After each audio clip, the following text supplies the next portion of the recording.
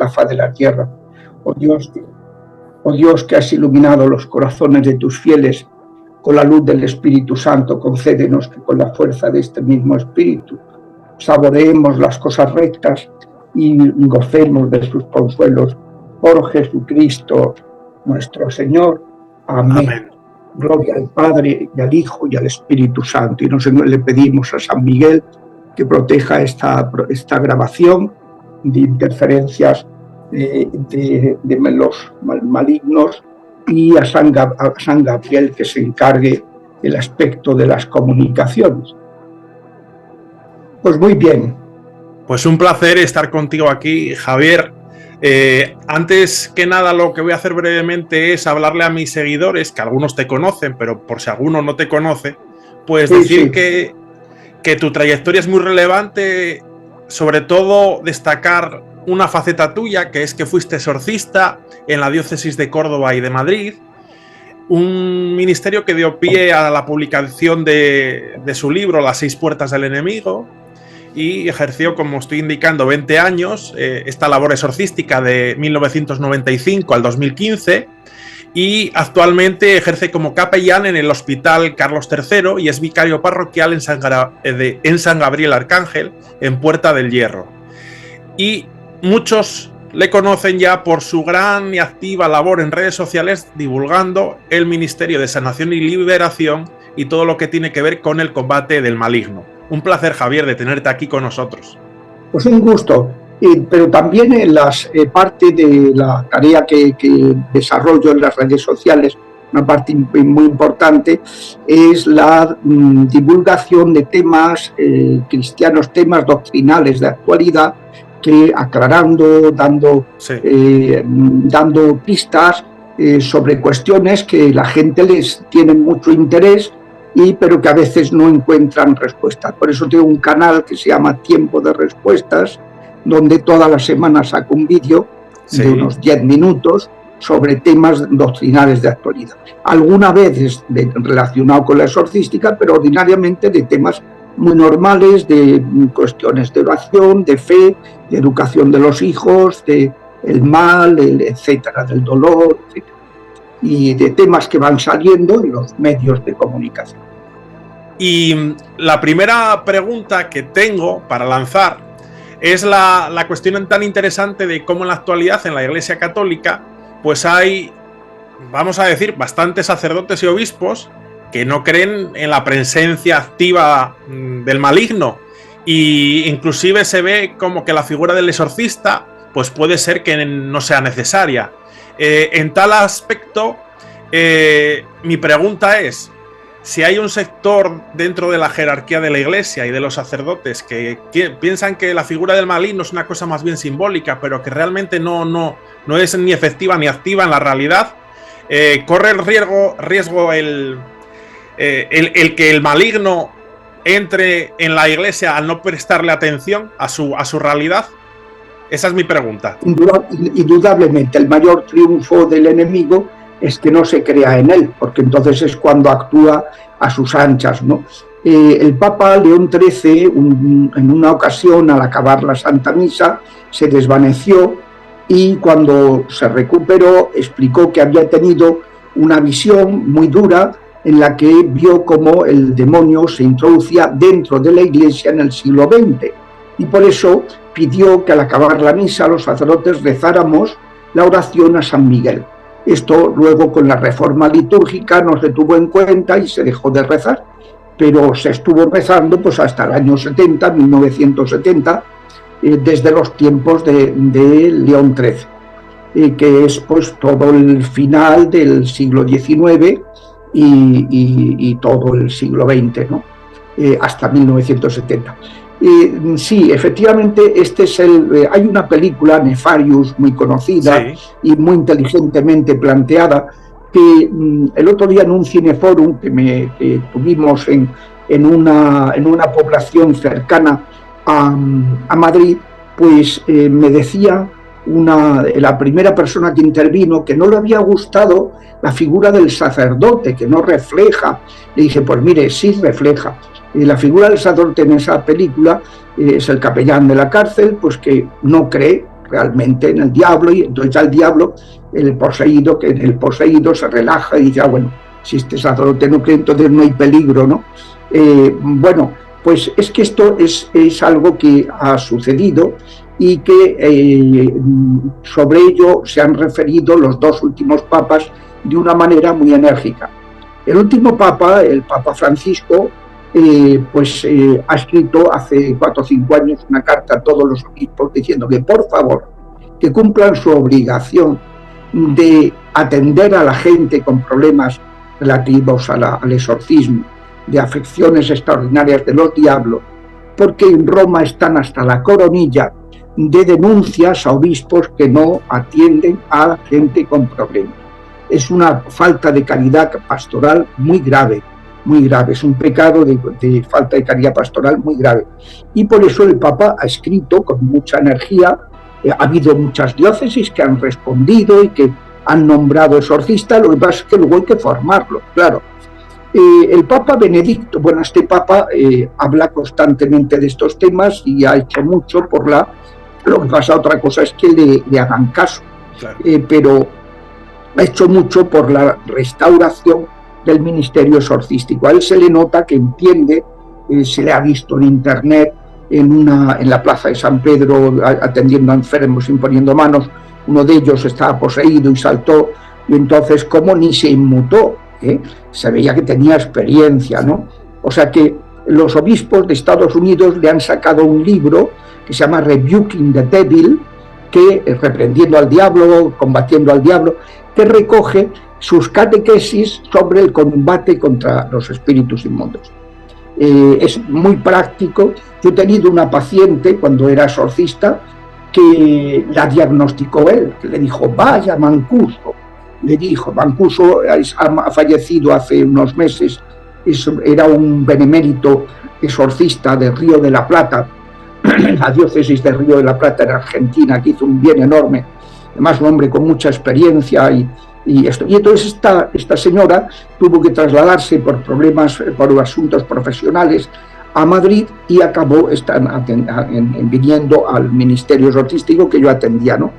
El anterior Papa, Benedicto XVI, el libro más relevante durante su pontificado, antes había publicado muchos libros, pero el más relevante de su pontificado es Jesús de Nazaret. Y él en el prólogo, este es un libro en 3 volúmenes, sí. Empezó por la vida pública, luego la pasión y resurrección y finalmente publicó la infancia. Ahora están los 3 reunidos en un solo volumen. Pues él en el prólogo explica el por qué un papa que tiene tantas cosas que hacer en una situación de la Iglesia tan dramática como la que estamos viviendo, ¿por qué le ha dedicado tiempo a publicar un libro sobre Jesús de Nazaret? Dice, porque este es el problema de la teología, no solo católica, sino también judía y protestante del siglo XX.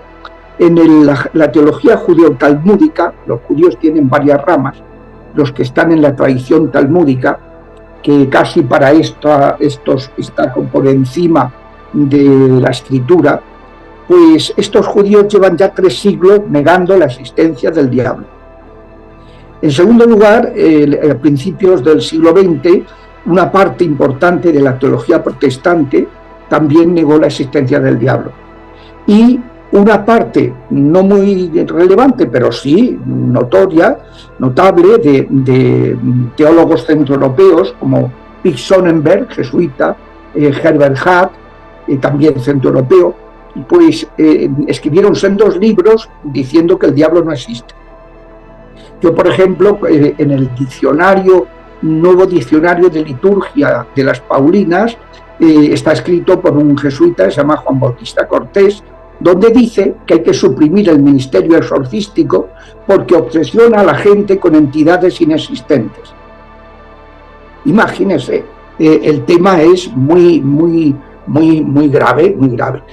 ¿Esto a qué se debe? Se debe a un problema de la cultura occidental, que es el racionalismo, que niega la existencia de lo espiritual. Dice que la instancia suprema del ser humano es la psique. Y no, la psique es la instancia suprema del cuerpo humano. Pero nosotros, además de corpóreos, somos espíritu. somos espirituales, somos un espíritu corporizado que todo le viene a través del cuerpo y todo lo expresa a través del cuerpo, y somos un cuerpo espiritualizado que tiene unas propiedades que no tienen los cuerpos de los animales. Entonces, cuando Descartes y luego sus seguidores, pues cuando Hume, Comte, niegan la existencia de lo espiritual, eso se introduce en el ámbito arraiga mucho en la cultura y ha tenido unas consecuencias nefastas. Por ejemplo, en la psicología, todas las escuelas psicológicas modernas, no las antiguas, las tradicionales, dependientes de Aristóteles, pues todas estas escuelas psicológicas niegan, o sea, obvian, marginan lo espiritual. Solo hay una que la reconoce, que es la de Víctor Frank, un judío, que estuvo en los campos de concentración y que curaba a la gente a través de la logoterapia. Logos, el espíritu, terapia, la terapia del sentido, entender el logos de las cosas, el sentido de las cosas, la verdad de las cosas, el por qué me está pasando este sufrimiento, ¿no? Y había gente, pues estaba pasándolo fatal en los campos de concentración, que se curaban con la terapia de Víctor Frank. Pero salvo todas las demás, otra cosa es que haya psicólogos que tengan fe y que sí que reconocen el espíritu, pero como escuela son muy materialistas. Ha tenido consecuencias, por ejemplo, en el ámbito de los tribunales eclesiásticos, en donde en lugar de que el juez sea el que tiene la última palabra, pues muchas veces es el perito psicólogo el que va a dictaminar si un matrimonio es nulo o no. Eso ha pasado también en el ámbito exorcístico, donde resulta que hay por encima de los exorcistas un gurú, que es un psiquiatra, que va a determinar si esta persona tiene una afección espiritual o no, hay que exorcizarla o no. Y claro, yo como le dije a un psiquiatra, que cuando el Papa envió esta carta, en la TV3 se enteraron que había habido 2 obispos de diócesis catalanas que nombraron exorcista y dijeron, ascolti, a ver si es que ahora va a existir el diablo. Y entonces hicieron un programa. Y una sobrina mía está casada con un chico que trabaja en la TV3. Y le dijo a los de la cadena, dijo, mira, el tío de mi mujer ha sido exorcista, o estaba siendo, me parece en ese momento era exorcista. Y entonces, si queréis, pues le puedo decir que participe en el programa. Él está ahora de vacaciones en Isla Cristina, pero podemos llamarlo y tal. Y efectivamente vimos que podía acordarse una hora adecuada. Y entonces estuve escuchando por el teléfono, me llamaron, la intervención de un psiquiatra, un agnóstico, muy antirreligioso, y que decía que todo esto son fenómenos de desdoblamiento de personalidad. Entonces, cuando el periodista empezó a entrevistarme, dije, mire, si no le importa, antes de que usted me pregunte lo que quiera, yo sí quería hacer una aclaración, que es que no soporto el intrusismo profesional. Mire, ese señor psiquiatra que hable de lo suyo, pero que no se meta en temas que desconoce. Mire, a ver, este señor, ¿cómo me explicará que una mujer está en una misa, empieza a sentirse mal, baja al baño y cuando está llegando al baño se cruza con un sacerdote que salía del baño en Caballeros y vomita 13 ranas vivas? En la segunda arcada 7 y en la tercera, ya que lo hizo en el inodoro, vomitó 3 ranas vivas. Entonces, claro, el cura salió zumbando porque vio aquello y se quedó aterrorizado. Y como le pasaría a mucha gente, como es normal, ¿no? Entonces, ¿qué tipo de desdoblamiento ranuno es este? Claro, y me dice el periodista, ascolti, si se pone usted así, pues, digo, pues ¿cómo quiere que me ponga? Yo voy a hablar de lo que sé, que es de las cosas espirituales, de estos fenómenos que trascienden lo normal, que son paranormales. Que el psiquiatra hable de lo suyo, zapatero de tus zapatos, no te metas a... Bueno, pues se ha negado la existencia del espíritu. Si no existe el espíritu, no existe lo sobrenatural, la Biblia se ha leído en clave, se ha hecho una exégesis bíblica racionalista, que claro, si tú niegas la existencia de los milagros y de los espíritus, pues mire usted, si no hay milagros, Cristo, ¿cómo sabemos que es Dios? Si no arrojó a los demonios, ¿cómo sabemos que es Dios? Porque serán las 2 pruebas para saber que Cristo era Dios. Segundo, Si no hay espíritus, no ha habido Satanás, no ha habido una tentación, no ha habido pecado original, no necesitamos que ningún salvador.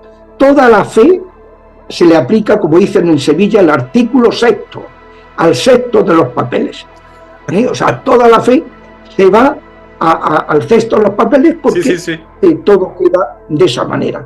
Entonces, pues es un tema muy importante. Claro, en los seminarios no se nos ha hablado de estos temas. Entonces, la mayoría de los sacerdotes, buenísimos, pero no tienen formación sobre esos temas. Entonces, cuando les hablan, muchas veces se ponen nerviosos porque estos son temas que inspiran un poco como incertidumbre, miedo, temor y tal, y otras veces te dicen directamente, no, tú vete al psiquiatra y que él pues te diga lo que tal, ¿no? Porque esto no cabe la posibilidad de que existan estas cosas. Y esto, claro, es dejar en unos momentos en que hemos llegado a la gran apostasía. Esto es un tema que lo trato por extenso en este libro que publiqué después del de las 6 puertas, del O Vadis Ecclesia, ¿dónde vas Iglesia? Me explico cómo se ha gestado la gran apostasía y que el remedio es una nueva evangelización, pero una evangelización que sea evangélica, o sea, que evangelice como lo hacía Cristo. Cristo anunciaba el perdón de los pecados, ahora en la Iglesia hablamos muy poco del pecado y nos sentamos muy poco en el confesionario, y segundo, Cristo sanaba y liberaba para mostrar con signos visibles que era verdad esa realidad invisible del perdón de los pecados. Entonces, pues claro, es clave si en los momentos de gran apostasía en que el diablo está súper suelto, basta, como explica en la película esta de Nefario, pues va explicando pues, que esta situación en la que nos encontramos obedece a la intervención de seres de naturaleza superior a la nuestra, de seres con una inteligencia superior a la nuestra, como son los demonios, ¿no? Entonces, si en esa situación no se les combate, pues entonces, claro, es tremendo. Y ahora mismo hay cantidad de personas con problemas muy graves porque le han echado un maleficio, porque está alejada de Dios y entonces esa persona y le han echado un maleficio le hace efecto. Si una persona está protegida no le hace efecto, pero si no está protegida sí. Y entonces si va a un sacerdote y no le atienden, pues acaba yendo en brujos y se pone muchísimo peor, ¿no? En curanderos, brujos, cosas de estas. Es un tema muy importante y claro, pues efectivamente, hombre, afortunadamente, pues los 2 últimos papas han hablado mucho de esta cuestión, han hecho ver la trascendencia. Desde luego, el último papa ha sido muy intensa, su catequesis, su predicación sobre estos temas, pero bueno, luego eso se tiene que asimilar, porque esto no se improvisa. O sea, un exorcista no se improvisa, no vas a nombrarlo. Hay que formarlo, hay que crear una infraestructura en la diócesis de acompañamiento, de primeros auxilios. El exorcista es el especialista, pero hace falta que los sacerdotes presten los primeros auxilios y acompañen a la gente que tienen esos problemas para irles acompañando espiritualmente, ¿no? Entonces es un tema clave que ha tocado usted. Sí. Y hace unos minutos hablaba del tema de los maleficios. Y hay una cosa que me interesa a mí porque está muy de moda, que es el hacerse tatuajes. Está muy de moda. Sí. Gente hasta joven a mayor y tatuajes por todo el cuerpo casi. Y en la Biblia creo que hay alguna referencia y alusión al peligro de los tatuajes. Entonces la duda que yo tengo es, ¿todos los tatuajes pueden ser una puerta para la entrada del maligno? ¿O solo algunos? ¿Habría alguna distinción? Porque también puede ser un signo de fe, si es una cruz, por ejemplo, un tatuaje. Quisiera que me ilustrase. Algunas iglesias orientales tienen tradición pues, de tatuarse una cruz como signo de pertenencia a Jesucristo, ¿no? La Biblia, el Levítico, tendría que mirar la referencia, pero que no es difícil encontrarla porque, a ver si aparece. Sí, Levítico 19:28. No se harán tatuajes en el cuerpo por un muerto, no se harán sajaduras en el cuerpo por un muerto, ni serán tatuajes. Yo soy el Señor. Dice, o sea, eso no serán tatuajes para venerar a los muertos como un signo de recordatorio. No, yo me voy a tatuar a mi padre o a mi esposo, que al que quiero mucho y tal, y dejarlo ahí que quede conmigo para siempre y tal. Dice, no. Entonces, la Biblia lo que explica es que el cuerpo es de Dios, es templo de Dios. El cuerpo humano, nosotros hemos sido hechos a imagen y semejanza de Dios y hemos de respetar nuestro cuerpo. No debemos, por así decirlo, mejorarlo. Esto que ahora el transhumanismo propone, ¿no? Vamos a mejorar a Dios. El tipo de hombre que ha hecho Dios es un hombre deficiente, ahora le vamos a poner unos chips, con la excusa de los chips, luego poder manipular a la gente, claro, pero la propuesta que te hacen es unos chips para mejorar su inteligencia, su respuesta emocional, su fuerza, su tal, ¿no? Pues no, a Dios no hay que enmendarle la plana. El cuerpo hay que dejarlo en paz. Entonces, ¿qué pasa con los tatuajes? Si tú lo que tatuas es algo negativo, ya estás también, además de no respetar tu cuerpo, es que estás haciendo como una invocación al mal, a lo negativo que te has tatuado. Pero es que aunque te tatúes cosas positivas, en muchas ocasiones el tatuador está contaminado porque ha hecho de todo. Yeah. Y entonces lo que te puede meter es tremendo. Yo a la gente le digo, mira, en lo posible, quítate con láser, que eso te diluye y tal, y acaba yendo al flujo sanguíneo, pues quítate, te gastas el dinerito, pues en quitarte lo que te hayas tatuado, porque aparte de exorcizar aquello para que no queden restos de malignidad en el cuerpo. Entonces, si la gente no se da cuenta, mire, estando en un exorcismo, de pronto la persona que exorcizada empezó a hacer unos gestos de dolor enorme en sus orejas, y era una señora. Entonces le dije al auxiliar, había varios auxiliares, le dije, quítale los pendientes. Entonces, pues eran unos piercing que llevaba y los exorcicé y se los quitó. Y todo el dolor terrible que estaba sintiendo en cuanto empezamos a orar, pues cuando hay algo maligno, se revuelve contra la oración y empieza a producir al que lo padece unos dolores y unas perturbaciones tremendas. Entonces fue quitarle los piercing, se acabó el problema. La gente no sabe lo que se está metiendo en el cuerpo con las puertas que abre al enemigo. ¿Eso quiere decir que inmediatamente va a tener problemas?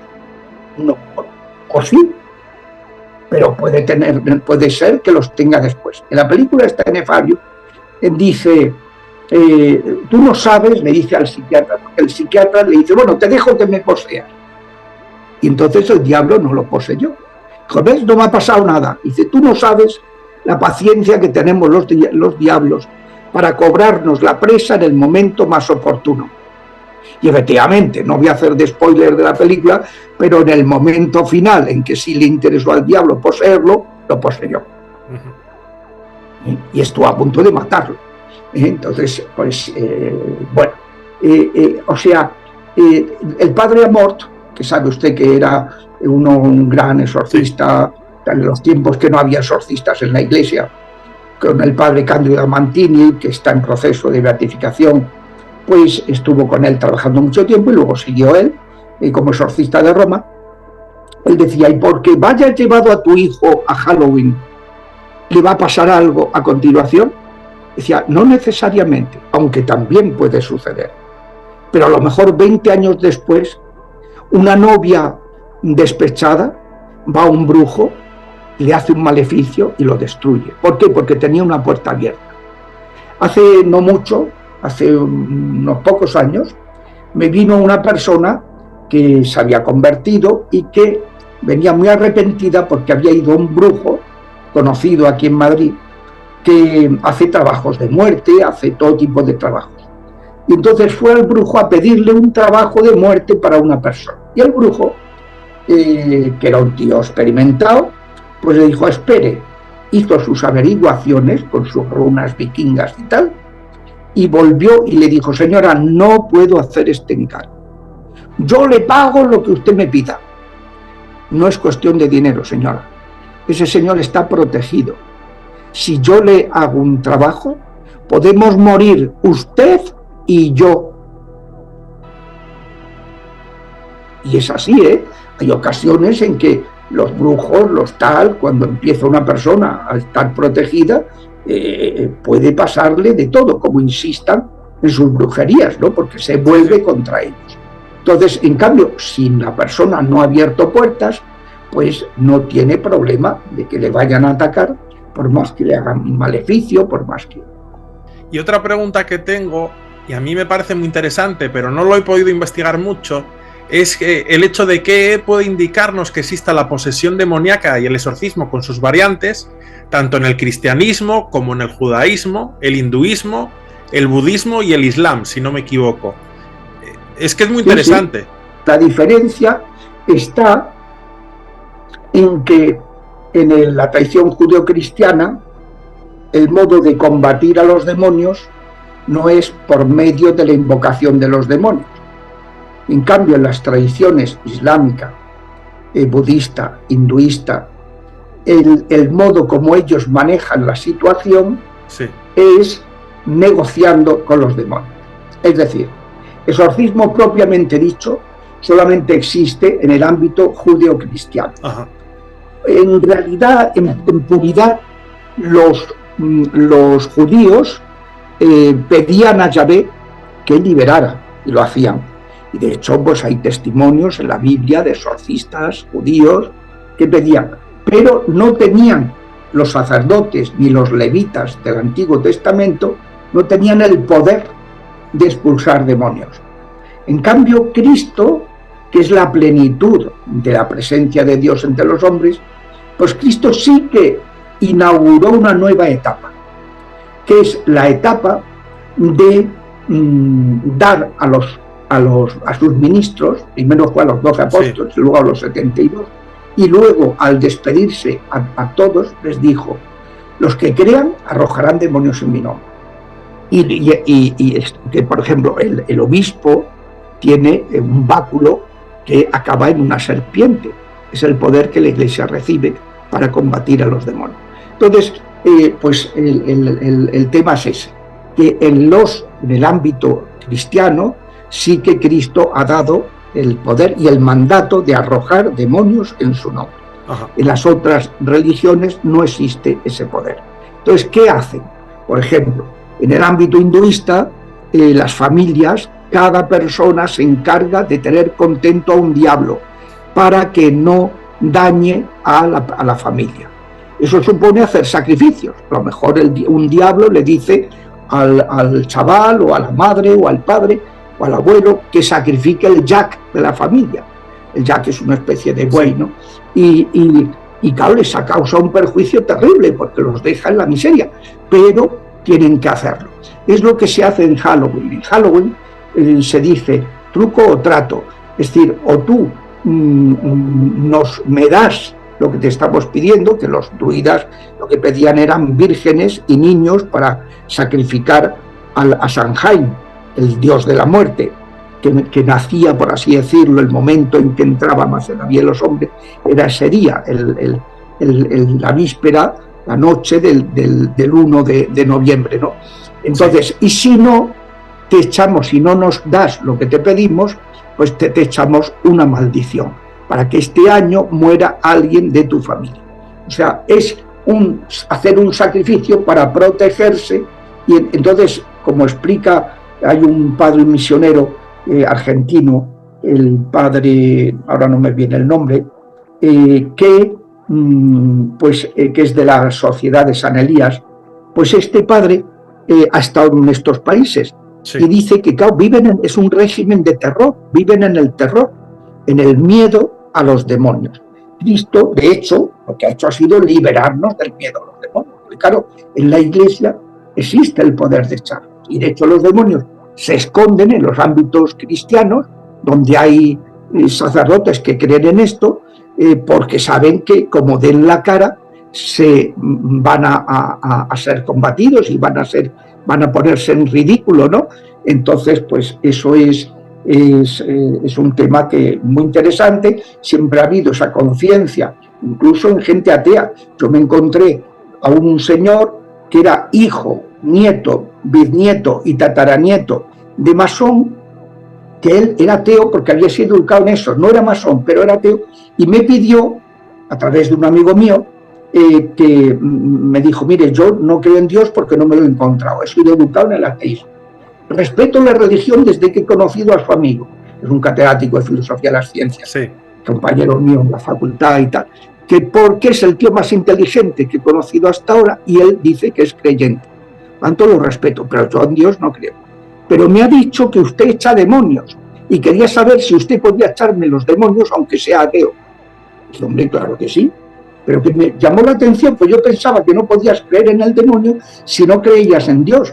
Y no, si tú decías, yo es que los demonios, a Dios no me lo he encontrado, pero los demonios me lo encuentro todos los días porque me están machacando. Claro, lo habrían consagrado en las logias masónicas para subir de nivel en los últimos grados, consagran a descendientes, se lo ofrecen a los demonios, ¿no? Entonces el pobre habría sido consagrado un montón de veces a los diablos, y claro, tenía unas vejaciones terribles. Razón por la cual me pedía que rezara por él. ¿No? Y hay otra pregunta que yo tenía para hoy, y me parece que no se la han hecho todavía. Si se la han hecho me lo puede decir, y es si existe algún vínculo entre el exorcismo y la parapsicología. ¿Y por qué digo esto? Porque en el ámbito de la visión o el contacto con los difuntos que aún no han pasado al otro lado, hay fenómenos que en la parapsicología dicen que se producen. Y yo creo haber recordado un testimonio suyo, un vídeo, en el cual, intentando tratar con el diablo, había un fallecido que no sabía muy bien dónde estaba y le invitaba a pasar al otro lado. Yo creo haberlo visto en un vídeo suyo. Y eso me encendió la luz de si hay algún vínculo entre ese contacto con difuntos. Dentro de esa corriente racionalista que he dicho, sí, salió una modalidad de ese racionalismo, es la parapsicología, que en lugar de reconocer que fenómenos paranormales requieren la presencia de espíritus inmundos, porque los espíritus bienaventurados respetan la ley natural, la ley de Dios. Entonces, en lugar de reconocerlo, lo atribuyen a unas facultades parapsicológicas que luego la ciencia ha demostrado que eso no tiene ninguna fiabilidad. Sí. Pero ha estado extendido incluso en ambientes católicos, y algunos. Hubo un sacerdote, no voy a decir su nombre, que fue muy conocido y que pues estuvo hablando de que era bueno, por ejemplo, cuando te encontrabas con casos así, acudir a una bruja para que te oriente, para averiguar información de qué es lo que está pasando. O sea, había caído en una mezcolanza, había hecho un mist bastante inadecuado, ¿no? con este tema de la revelación. Lo que nos dice es que cuando morimos solamente hay tres opciones, no existe una cuarta, el estado intermedio. Eso fue condenado en 1326 por parte de Benedicto XII en su bula Benedictus Deus, en el que dice que el intermediacionismo, de que hay gente que muere sin estar preparada y se queda en un estado intermedio, que eso es contrario a lo que ha revelado Dios. Sí. Cuando uno muere, o va al cielo si está preparado, cosa que le puede pasar a un mártir, por ejemplo. Los mártires se purifican en el martirio y van directamente al cielo. O va al purgatorio, que hay grandes santos y que han pasado por el purgatorio. Por ejemplo, el Padre Pío, el gran santo del siglo XX, su discípulo recibió la revelación de que había estado un tiempito en el purgatorio. O va al purgatorio o va al infierno si rechaza la misericordia divina, porque hay una cosa que Dios no puede hacer, que es forzar nuestra libertad. Si uno no quiere, no nos puede salvar. Entonces, dentro del purgatorio hay muchos grados, y uno de los grados es de las personas que están sin luz y sin aclararse.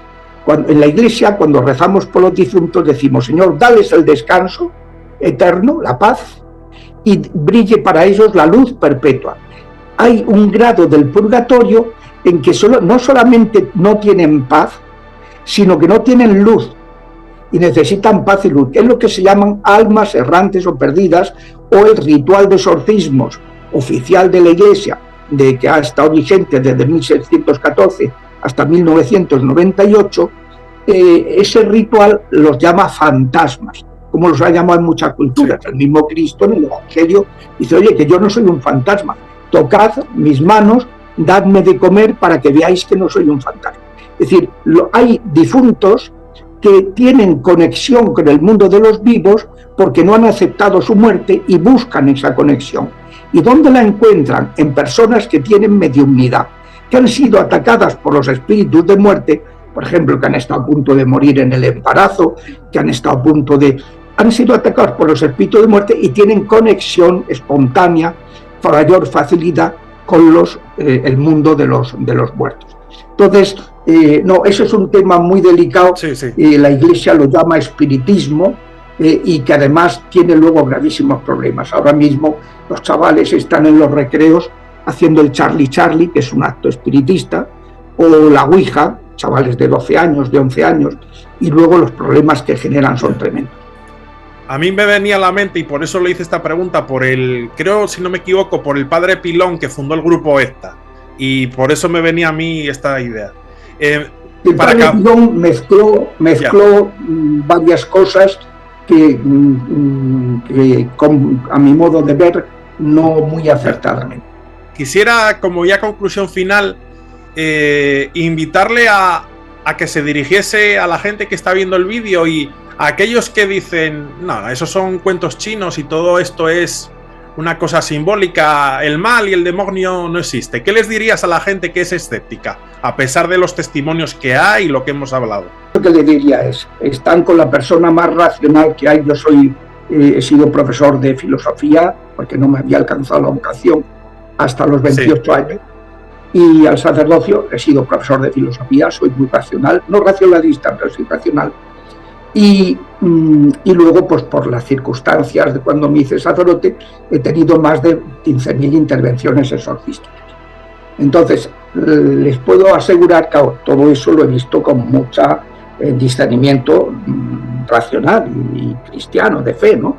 Entonces, pues que yo lo que siempre digo es que el que tenga la más mínima duda, que lo vea, y no le va a quedar la menor duda. Pero no le va a quedar la menor duda. O sea, en cuanto uno ve una persona poseída, hay un testimonio de un periodista que se llama Juan, que ha estado en Medjugorje, y que allí se encontró con gente que iba de oración, saltaron los demonios. Entonces, pues este hombre, dice que claro, ante eso, mi mujer, que era psicóloga y que estaba en el hospital, estaba acostumbrada a ver cosas raras, le dijo, no, Juan, esto no es, o Pablo, no sé, Pablo, tengo por ahí el libro, pero bueno, no tenemos tiempo. Le decía, esto no tiene nada que ver con lo que yo me encuentro en mi hospital, nada que ver. No, esto es cuestión de verlo y ya está, y no, la obviedad no se discute. Si una persona vomita una masa de barro tamaño calabacín, pues mire usted, o sea, si me vomita 13 ranas, si me empieza a levitar, si un niño me levanta una mesa de pesadísima con una mano. Pues quisiera agradecerle mucho todo su tiempo, padre Javier Luzón. Voy a dejar aquí abajo los enlaces a su canal de YouTube, el cual mencionó, y os invito a que lo sigáis semanalmente. Sin más, me despido de vosotros y os envío un fuerte abrazo.